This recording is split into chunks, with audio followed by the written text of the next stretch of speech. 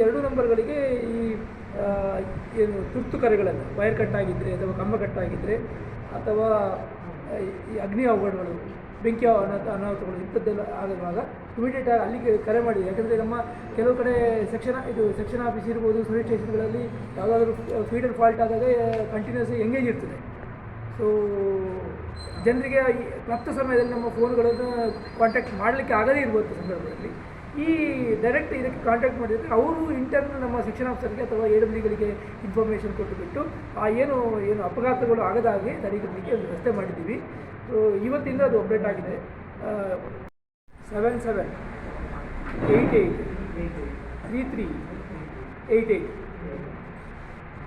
ಇನ್ನೊಂದು 082429509535.